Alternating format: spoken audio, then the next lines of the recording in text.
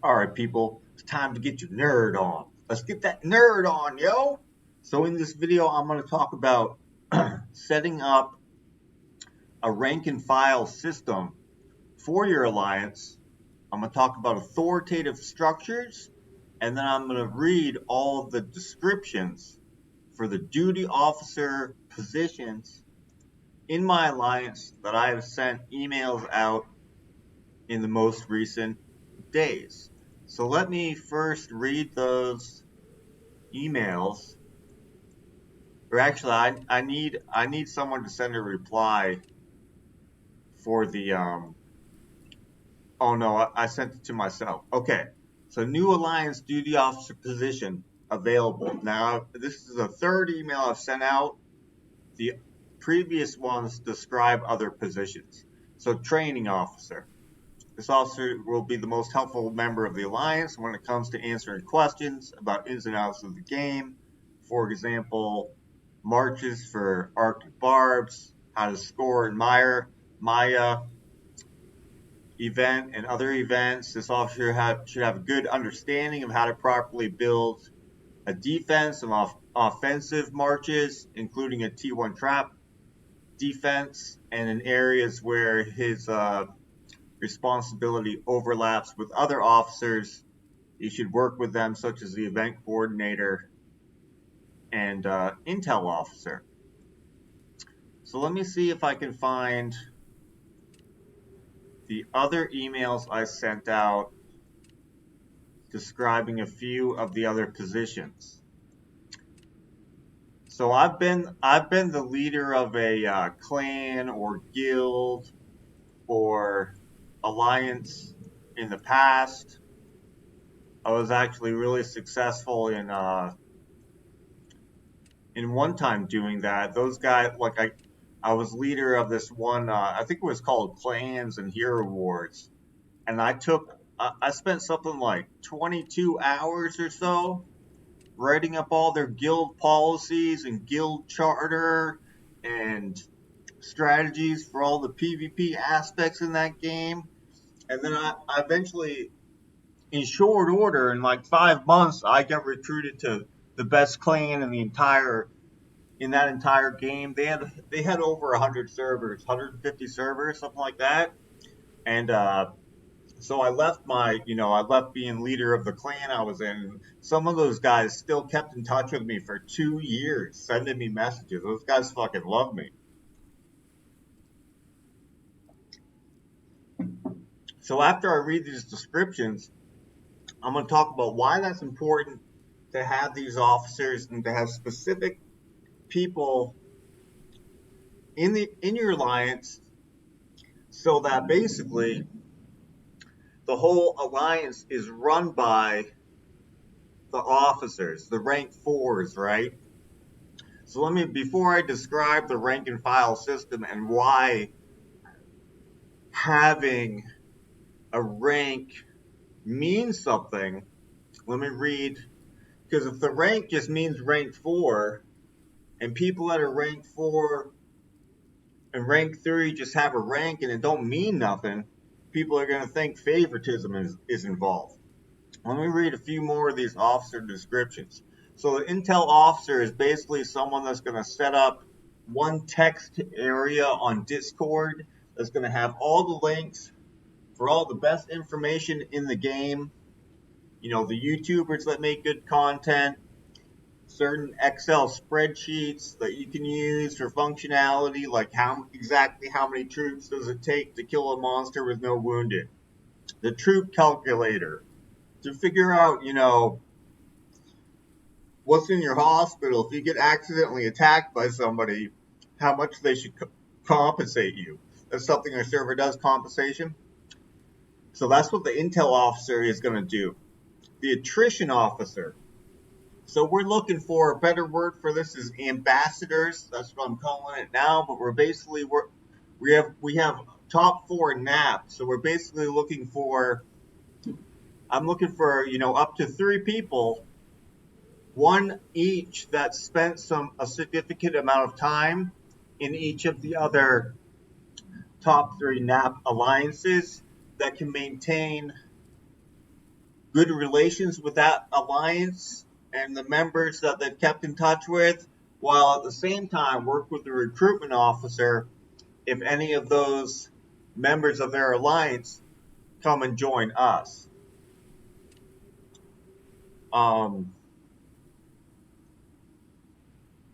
okay, and then there was one prior one describing the recruitment officer and the mitigation officer. The mitigator. We're going to call him the mitigator. No one's volunteered for that position yet. Oh, and monster rally officer. Okay. Because I don't want to get tells over all this stuff. I don't want to have to micromanage everybody and tell everybody what to do about every single issue. I want certain people that do it all. So they're going to be completely in control of it. So mitigation officer, we have, top 4 NAP. We do a purge. Well, sometimes people purge before they're supposed to purge. Well, they're gonna have to compensate. Like we got rules for the whole server where you can have compensations for like accidental attacks.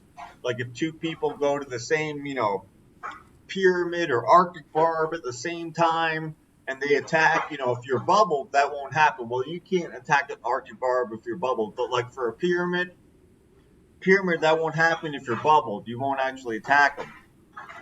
So the mitigator, he's going to have to spend a lot of time, in tells with people, talking about stuff like when can you get together those resources to pay this other player back. I don't want to have to be in tells with anybody about this stuff.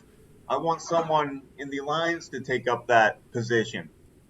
I've only been leader of this alliance for like 10 days. All the R4s wanted me to be the leader. Well, that shouldn't mean that all the R4s wanted me to do everything. I don't want to do nothing. As a leader, I should only have to ever say anything about an issue or a problem if there's like no other solution and they need someone's, final decision on something. So we got the mitigator, we got the monster rally officer. I get tells all the time, like, hey, you guys rallying a monster too close to our hive. Who's your rally leader? Who's starting the rally leaders right now? Who's running your rallies? Like I was getting, maybe 4 days a week, even when I wasn't the alliance leader. Maybe 4 days a week I was getting to tell you, you're rallying monsters too close to our hive again, just because I'm the highest power player in the alliance. So I want a monster rally officer. Basically, his job is to, we got no one south of us on the entire map. We got one alliance this direction, one alliance that direction. No one straight north. So basically, their function is to, restrict people to halfway towards the direction of the other 2 alliances that are that way. We got one guy, the third one is way north. Don't really need to worry about that one. So, find out who's running the rallies, who's running the rally too close, tell them to pull it in a little bit. That'll help. Because then when I get the additional messages, I'll just tell them, hey, our monster rally officer is such and such a name. Send them a tell. Ain't my responsibility. I'm just the team lead. That's what I named the rank of my of R5, team lead. Okay, we got the communications officer. So this isn't an officer we need right at this time, but it's going to have to be an English-speaking person. But this is basically someone that is going to, as we progress in battlefields and we get into the rallying and reinforcement part of the game that we're not into yet, we haven't even practiced it once. But that guy in the future is going to be important to get people. We have a Discord channel, so no one ever uses it to talk to each other. But that guy's going to be responsible for basically getting people on Discord getting people to talk to each other, and a position we will need in the future. So we have a battlefields officer. We have a guy that wanted to be the recruitment officer. And I have a long write-up about the recruitment officer, but someone volunteered for that early on. This write-up's actually this write-up is actually really good. Let's see how long it takes me to find it. Okay, I'm getting some replies to those.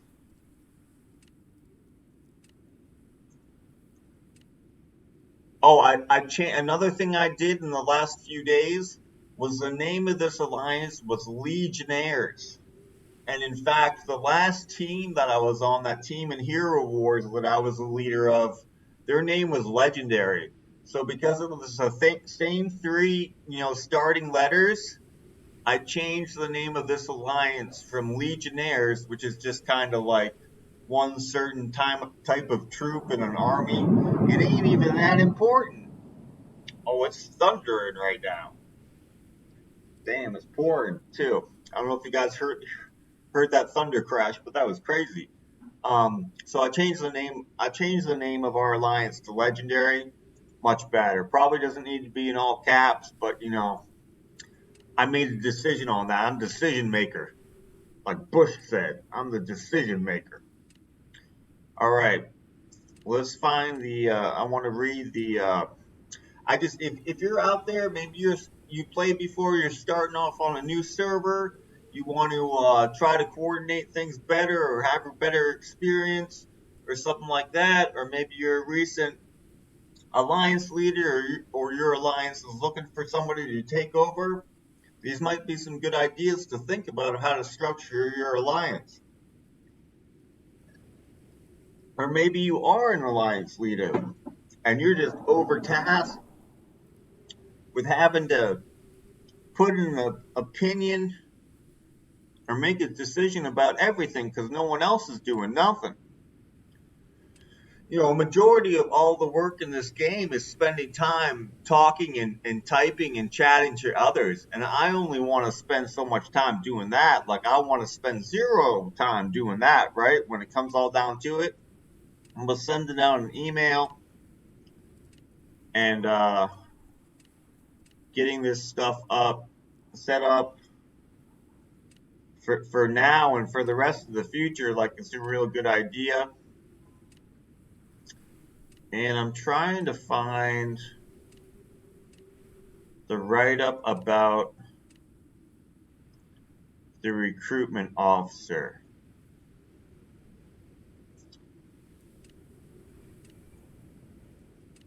I got a bunch of replies.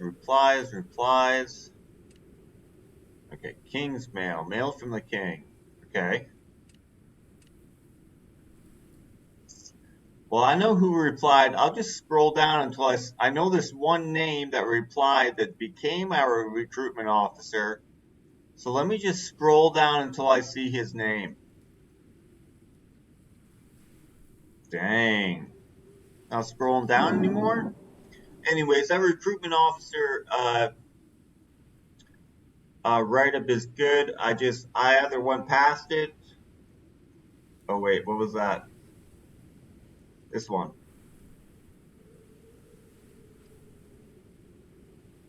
Oh, this is the recruitment officer one, right? No. Okay. Does it say it? Alliance name changed to legendary. As I work towards structuring the alliance more over time, I need a rank 4 to do. I will ask all rank 4s who wants to do the duty. Where does it say recruitment? Oh, I don't actually say recruitment officer until. Okay, it's right here. I should have said recruitment officer at the top, but I say it midway through the email. So their responsibility will be, our rank 1 is called a recruit or someone's alt. Our rank 2 is called a new member, and rank 3 is called a full member.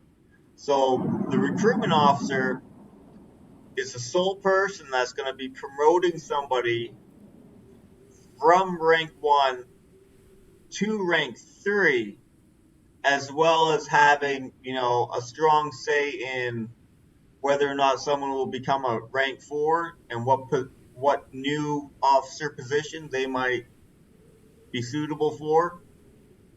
Because basically, in a couple of weeks from now, I'm going to demote every single R4 we currently have that doesn't have a duty they're doing. Because if they ain't doing nothing, then they're not the officer or nothing, and they're just a rank 4 for no reason. Now, there might be a few guys that have alts, and in order to manage their alt better, they don't have to ask someone to remove the alt from the alliance. I'll probably keep those guys as rank 4s just so they don't need to. It's kind of a pain in the ass to wait for someone to get online if no one's online, or ask someone to remove your alt for you. I guess that's a little bit like favoritism towards people with alts, which I definitely don't have favoritism, but it's more convenient.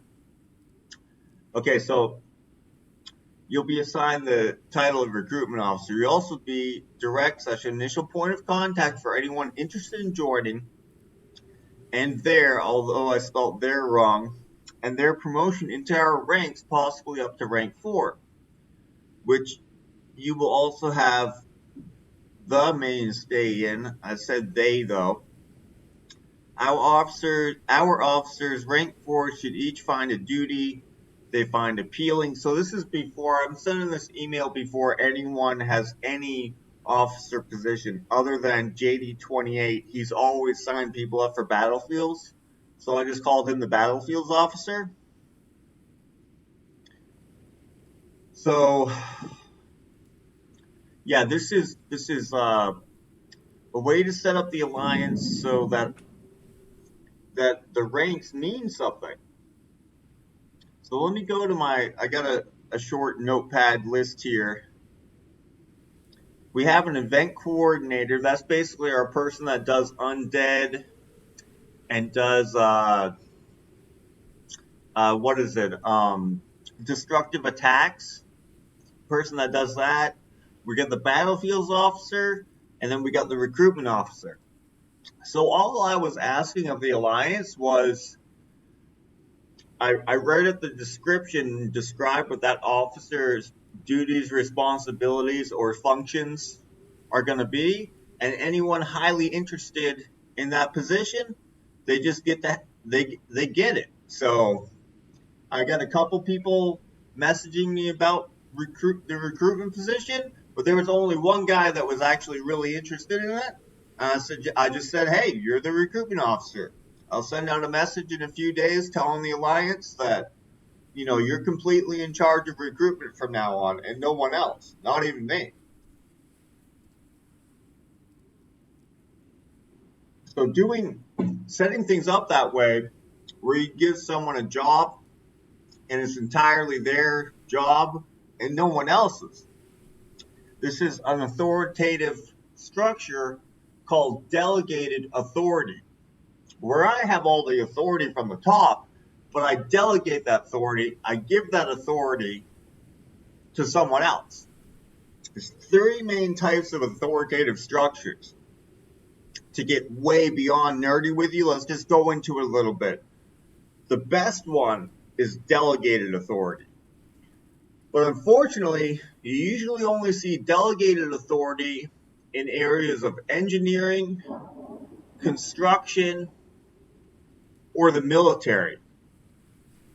The worst type of authoritative structure, which is more common everywhere else, is positional authority, where your respect or people having to listen to you is based solely on your rank, your title, or the name of your position. It's like the lords and ladies that used to own land back in the fucking 1400s, and just because they're named Lord Farquaad, you had to listen to their stupid asses. Well, that's not how we're going to have our our alliance leadership. There's not going to be a rank 4 that starts spouting some stupid shit and everybody's just going to listen to him because he's a rank 4. No, we're going to have trial slash recruit slash alt, new members, full members, officer, yada yada, officer, yada yada, officer, yada yada. If they got certain names that are more appropriate, like ambassadors or the mitigator, they're going to have official titles, areas of responsibility. So again, delegated authority, to sum it up for you, delegated authority is the man best for the job has the position, not the person that just happens to be handed it for no goddamn reason at all. That's what delegated authority is. The best man for the job has the job. So that's the way I'm setting it up in our alliance. You guys might not think this stuff is important, but if you've never been an alliance leader before, sometimes what can happen, anytime any little thing comes up, you're getting the message. No one else is getting the message. They just take it straight up to the top. Straight up to the top. Actually got straight up at the top. Blah, blah, blah, blah, blah, blah, blah, blah, blah, blah. This happened. Like, I don't give two fucks. Like, I'm going to be getting all those messages sent to somebody else. That's what's up. So that's my skin in the game. That's what I got to gain from this. But I've done it before. I've done this before in another game, and it worked out real well. So I wanted to talk about that, read a couple of those descriptions. I'm still waiting for all these positions to be filled. I just wrote up the training officer one before someone sent me an email suggesting training officer and what they might do. So I was like, oh, that's a good idea. I'll write it up. Because the other thing is, we want a lot of officers just so we have enough people that can spawn the alliance boss, spawn Viking King whatever, reset alliance quests. So I started writing up these descriptions like 3 or 4 days ago. I asked everybody, like anybody with any ideas of what we could call certain people that perform specific functions, even if it's, medial tasks, like the mitigation officer to pay comps, which will probably only just be a pain in the ass for people. But I've spent a lot of time in tells for that stuff. Let me tell you, like, before I was leader of the alliance, somebody got attacked before the purge, and they were never paid. There was like 3 of them that were never paid. And then the guy that did the attacks, he quit playing. So other people in his alliance need to pay the comps. That's been a pain in the balls. So yeah, it's a little bit about authoritative structure, setting up an alliance where in the end, at the end of the day, what this really allows me to do is to be an unbiased figure in the alliance. Because if I was to micromanage everything and direct how everything goes, every single member of my alliance could have some certain issue with what I'm saying to do at any given time. Setting it up this way, where different individuals can completely control each aspect of everything, allows me to be an unbiased figure and no one to have an issue with me about anything. That way, when a problem comes up that can't be resolved by the person in charge of it, and it has to be brought to my attention, or they need, I told them in any of these areas, you can always ask me for my opinion about anything. But if I have to tell somebody what to do, or tell somebody they're wrong because there's a huge argument created about whatever, I got no problem doing that as well. So there's that. There's one other thing I wanted to say, but it's not coming to mind right now. But yeah, that's what I've been working on starting like 3 days ago. And once I get all the positions filled, I'll feel happy about that because we're getting to the point where our alliances we only got room for 11 more members. So we're working on alliance capacity right now. Yeah, I remember now what I wanted to talk about.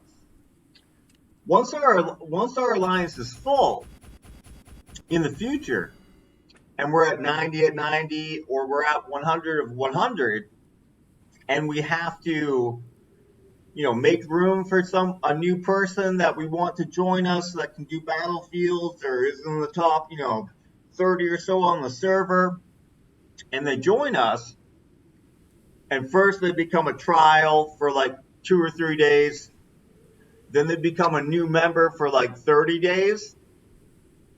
Well, when they become a full member of the alliance, rank 3, which is probably the way I'm going to have this alliance set up, that is going to be the best position to have, unless you like having the abilities, like, especially resetting the alliance competition quest. That's one thing I can think of that everyone that plays a lot would like to be able to do. But anyways, going from being told, saying you're interested in joining, and then being told, okay, we're gonna figure out whose alt we're removing to make room for you. So we make room for them. Then they're a trial, and then they go to become a new member, and then a month later they become a full member.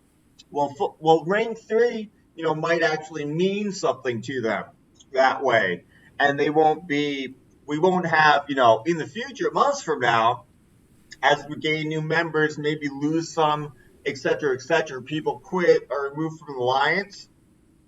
All those people that went through that process, membership will actually mean something to them, and they won't be of the mindset like in most alliances. Oh, I'm not a rank 4. You're better than me. I want to be a rank 4 because rank 4 doesn't mean anything, but it means something. So we're trying to implement the rank and file structure in our alliance to where basically the rank 4s are all people that actually do something. Last thing we want is officers that don't do nothing. So let me go to manage settings, alliance rank name. So we got team lead, the leader of our team. We got officers, we got full members. There's no room for a space here. And then we got new members and trials or alts. So yeah, that's all I wanted to say about that. If that helps you out in an alliance you're in, or if you're in an alliance that's not set up like that, and there's another alliance that is, I highly suggest being in an alliance set up like this, because I know for a fact the other 3 alliances on my server are not set up like this. Like, the ranks don't mean nothing. Just like whoever kisses the alliance leader's ass the most, or has known them the longest time, they're the rank 4s. But they don't do nothing, and the alliance leader, he directs how everything should go. You don't want to be in an alliance like that. If you're in an alliance like that, anytime you got an issue with how any certain thing is run, no, now all of a sudden you got an issue with the alliance leader, and he'll just kick your ass out, or make you look like shit in public, or some bullshit like that. I see that stuff all the time. I've played a lot of video games over the years and seen all sorts of teams set up the wrong way, set up the right way. And the worst way you can have it is where you got one guy that's the leader and he manages everything. I've been part of those teams before as well. All right, so that's all I want to say about that. Thanks for watching. I hope this video gave you some ideas and will help you out if you If you have any issues with your alliance, structure, format, how things are run. I know that, a lot of people making YouTube content, it looks like, oh, all these guys are fairly, successful. Well, we ain't seeing all the alliances out there that are run like crap. Like there's over 1,600 servers. Just think about how many teams of alliances are out there. Like we're only seeing the successful ones or the really big spenders making the YouTube, making the, being the content creators. So I'm sure there's hundreds of alliances out there, if not over 1,000, that are run completely like shit. I guarantee there are.